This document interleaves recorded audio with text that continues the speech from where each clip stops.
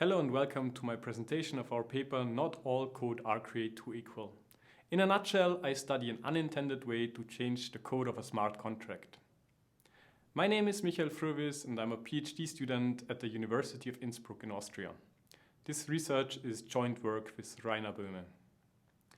In our paper, we measure the impact and use of a change to the Ethereum execution environment. Ethereum is the most popular smart contract platform which manages virtual assets in the order of 350 billion US dollar. Given the stakes involved, you can imagine that every change to this platform requires a lot of scrutiny. In Ethereum, all major upgrades have names. We focus on the Constantinople upgrade that went live on February 28, 2019. This upgrade implemented several Ethereum improvement proposals, short EIPs. Most importantly, it added 5 new instructions to the Ethereum virtual machine. Our paper looks at one of these, called Create2. So what is Create2 good for? The Create2 instruction offers an alternative way to set up a new smart contract.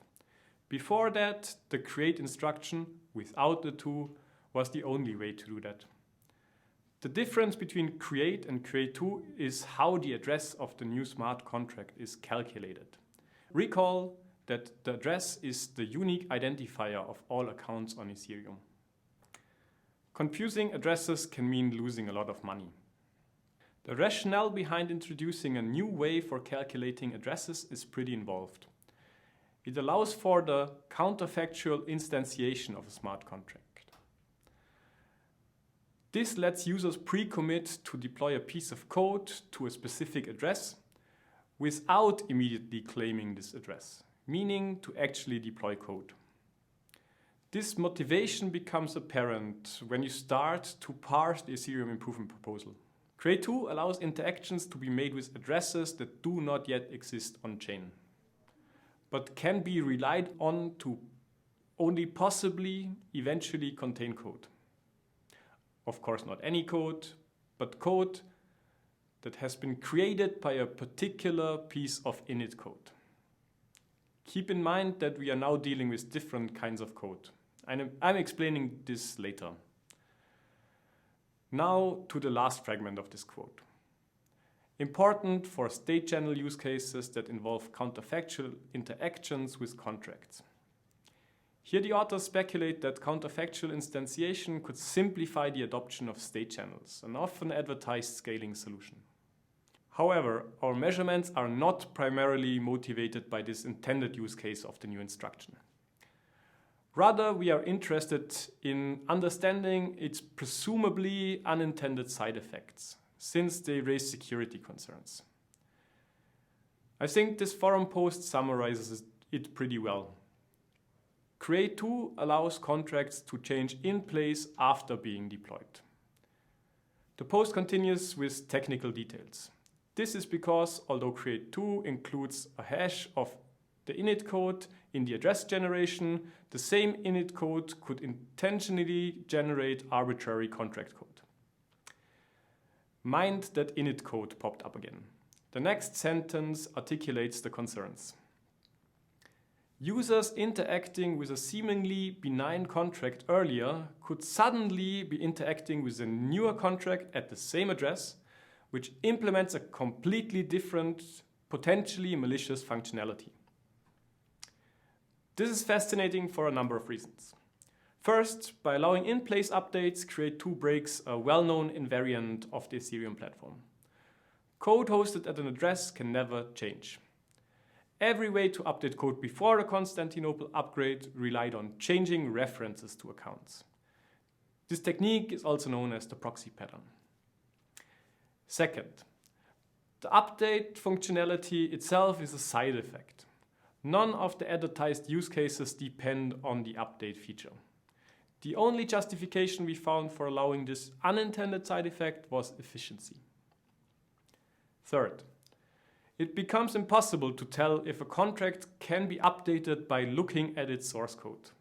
By contrast, the old way of using the proxy pattern is very apparent in the source code.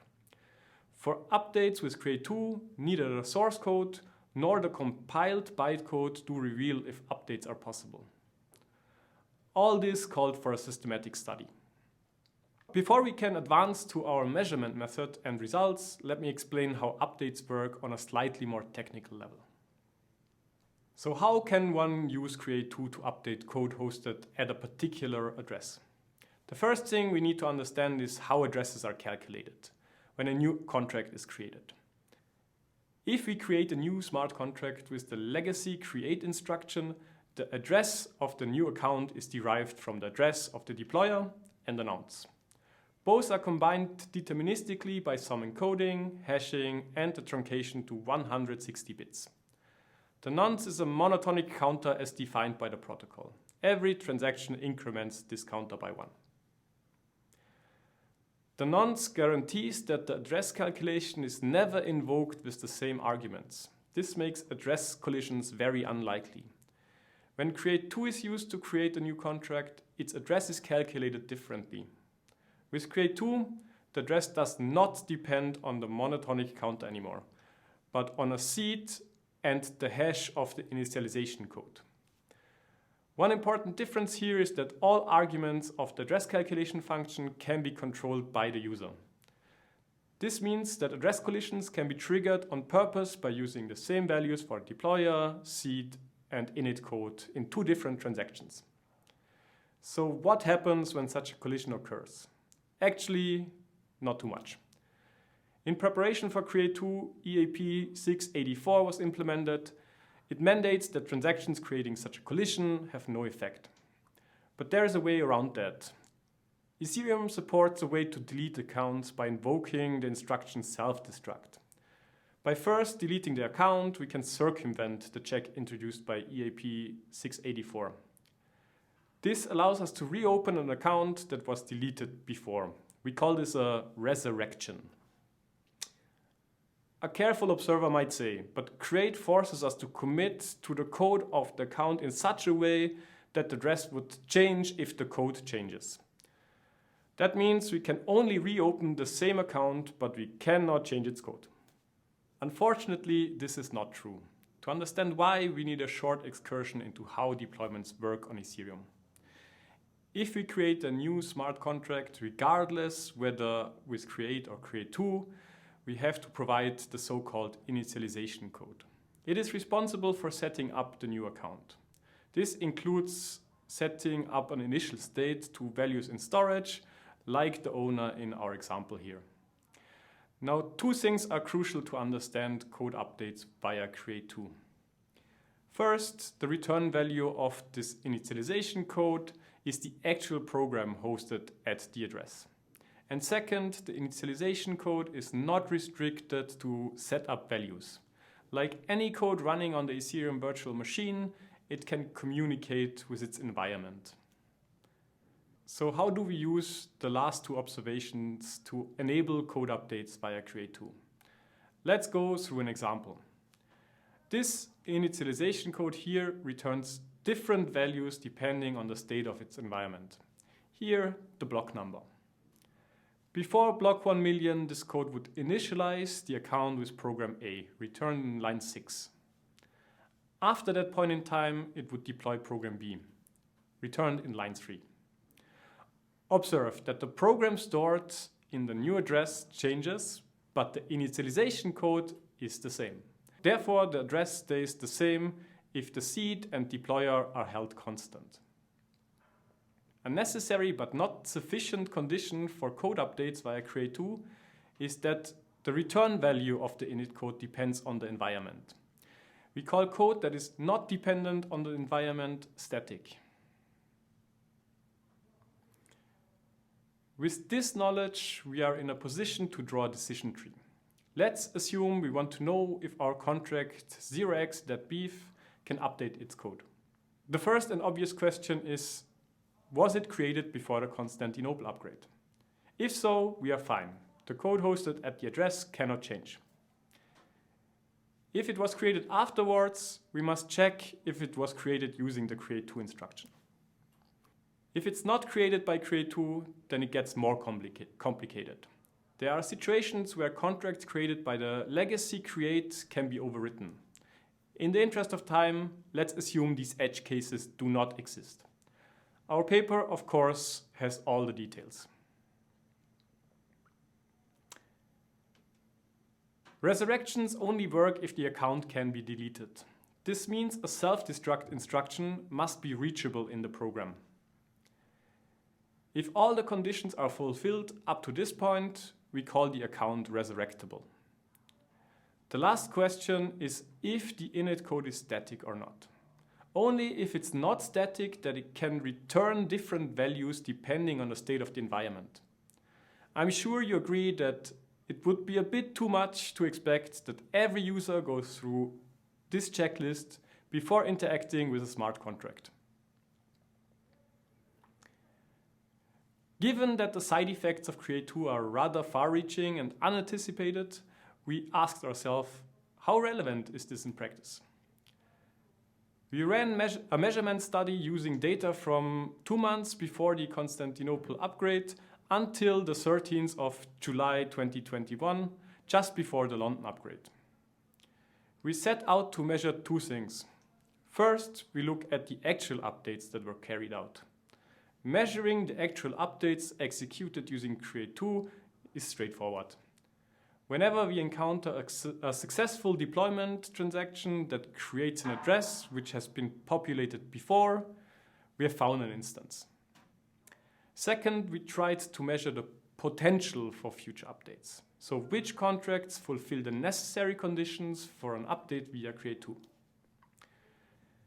This is the question cautious users should ask before entrusting value to smart contracts. Let's first look at the simple case, accounts that have witnessed resurrections. The graph shows that they were rarely used until the beginning of 2020. Afterwards, it took off. In total, we have counted around 220,000 resurrections in our 2 years observation period. What is odd that almost all resurrections redeployed exactly the same program as the account hosted before. Only around 200 resurrections on 41 accounts actually updated their code. We did not expect to see so many resurrections that do not change code. Why would anyone pay transaction fees to create an account and delete it, only to create the exact same account again? To gain some insight, we looked at the code that was deployed in those cases. Only 60 different programs were used in all resurrections, and only 4 programs made up about 90% of all resurrections. Looking at those 4 programs revealed that they were all gas tokens.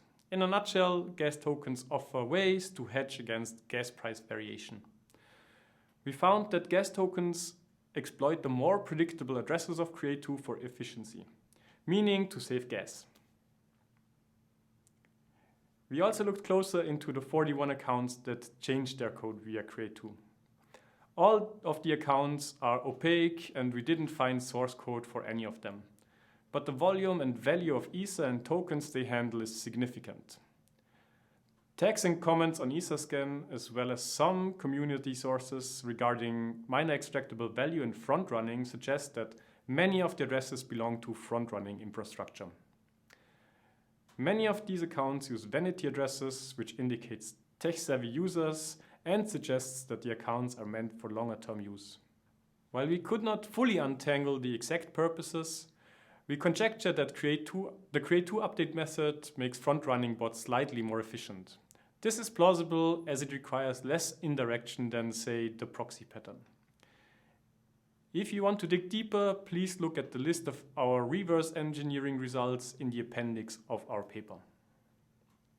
Now let's turn to the question of anticipating potential future updates. This is more involved because it depends on the entire deployment history that is not readily available. The most challenging part is to decide if code can self-destruct or whether the return value of the init code is static or not. We propose simple heuristics for both conditions. Concerning self-destructs, we simply look for the presence of indicator instructions in the bytecode. Obviously, this approach is not accurate. For example, in cases where the self-destruct instruction exists, in the bytecode, but is not reachable in its control flow. Note that our heuristic overestimates the possibility for updates. They avoid false negatives, as they can be much more problematic in our case than false positives. A false positive would potentially lead to a user interacts with a risky account, whereas the opposite would only prevent a potentially safe interaction. We deem that being conservative here is a responsible choice. Here you can see the number of deployments per day. It stays pretty constant between 10,000 and 100,000. In total, we observe 32 million accounts created since the upgrade. In orange, we see the about 14 million contracts that were deployed with Create2 and contain a self-destruct. This means they can potentially be resurrected. Observe that the usage of Create2 picked up in 2020 and dominates in 2021. This picture changes only slightly when filtering out gas tokens. When interpreting this, it is important to mind the log scale. In plain numbers, more than 2/3 of all resurrectable accounts belong to gas tokens. Finally, and most interesting in my opinion, are resurrections that can change the code of an account. In red, we can see the around 100,000 accounts which our heuristic identified as having the potential to change their code in the future. This leads us to a summary. It may still be new to some that Ethereum smart contracts can be updated in place. This feature did not exist before the upgrade and violates an often cited invariant of the system. Updates are enabled by a side effect of the Create2 instruction. We also seen that the circumstances under which this is possible are pretty complicated and in fact not trivial to review automatically. In contrast to other patterns for code updates used on Ethereum, updatability is not apparent from the source code. Regarding the use of Create2 and updates via Create2, our measurements show that updates are rare. Mainly tech-savvy users like the creators of apparent front-running bots make use of it. Our method to check the updatability has identified an upper bound of 100,000 accounts within the 2 years that potentially put naive users' funds at risk. Create2 also offers more predictable addresses. The main beneficiaries are gas tokens and wallet contracts. If you want to learn more about those and a few other use cases, I would like to encourage you to read the paper. What remains is that none of these use cases depend on the update feature. Our take-home messages are twofold. First, we highlight that users are in dire need for reliable ways to check if code remains immutable. It appears striking to us that especially smart contracting platforms makes this unnecessarily complicated for little apparent benefit. Second, given the value at stake on such popular platforms like Ethereum and the potential impact of changes to the platform's fundamental logic, calls for more research on platform upgrades as well as their governance in general. We are only aware of a handful of papers that directly measure the effects of protocol changes. Thank you for watching.